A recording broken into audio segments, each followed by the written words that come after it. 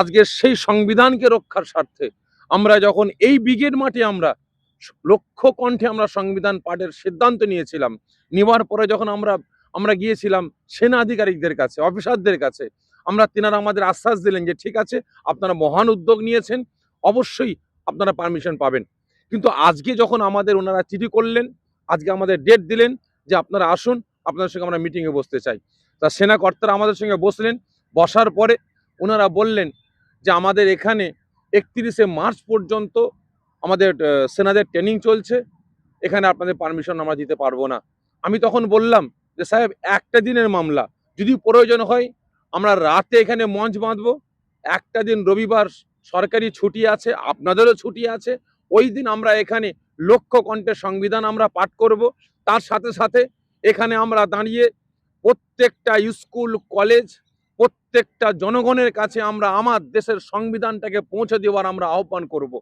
আমরা দাবি তুলব সরকারের কাছে যে আমার দেশের সংবিধানটা ক্লাস 5 থেকে নিয়ে, মানে 5 থেকে এই সংবিধানটাকে পড়ানো হোক। কারণ আজকে আমরা সংবিধান রক্ষার জন্য আজকে আমরা এখানে হাজির হয়েছি, কিন্তু এখানে আমরা দেখলাম যে আমাদের এখানে পারমিশন দেওয়া হলো না।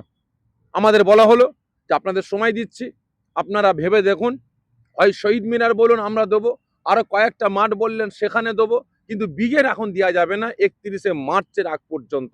কারণ 31শে মার্চের পরেই বা মার্চ মাসেই ইলেকশন ঘোষণা হয়ে যাচ্ছে, তখন আমরা পাবো না। তারপরে প্রচন্ড রোদ, ঝড় পানির সময়, তখন আমরা এমনিতেই সভা করতে পারবো না। এদের না দিবার ভান। এখানে লক্ষ কণ্ঠে গীতা পাঠ হবে, অসুবিধা নাই, কিন্তু লক্ষ কণ্ঠে সংবিধান পাঠ এখানে সমস্যা। এটা আমার মনে হয় যে ভারতবর্ষে, পশ্চিম বাংলায় ভারতবর্ষে টোটালি যতদিন পর্যন্ত কেন্দ্র সরকার থাকবে, এই বিজেপি সরকার থাকবে, এই বিশেষ করে সংখ্যালঘু সম্প্রদায়দের কোনো রকম ভাবে একত্রিত হয়ে আন্দোলন প্রতিবাদ করার মতো ক্ষমতা এরা দেবে না। আজকে সেই লাইনে এরা হাঁটছে। তোমরা ছোট ছোট করে আন্দোলন করো, আমাদেরকে বলছে আপনারা লক্ষ কণ্ঠে যখন সংবিধান পাঠ করবেন শহীদ মিনারে 3 দিন ধরে করুন না। আমি বললাম আপনি অসম্ভব কথা বলছেন, আপনি 3 দিন ধরে একই প্রোগ্রাম আমরা কিভাবে করব? বাংলার বিভিন্ন প্রান্ত থেকে মানুষ একদিন আসবে, 3 দিন তো থেকে আসতে পারে না। তার মানে এখানে কি বোঝা যাচ্ছে? ব্রিগেড আমরা দেবো না, বাংলার জনগণকে একত্রিত আমরা হতে দেবো না। কারণ একত্রিত হলে বাংলার জনগণ সত্যটা বুঝতে শিখবে, অন্যায়টাকে অন্যায় বলে তারা বুঝতে শিখবে, অন্যায়ের বিরুদ্ধে তারা গর্জে উঠবে।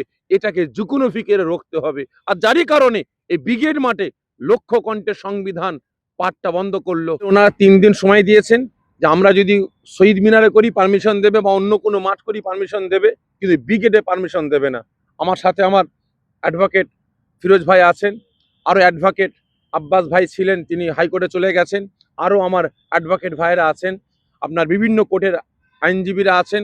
সকলে আমরা প্রায় 30 জন আইনজীবী আমরা একত্রিত হয়ে আমরা আগামী দিন হাইকোর্টে যাব। তবে হাইকোর্টে আমরা পারমিশন পাবো বলে আমারও মনে হয় না।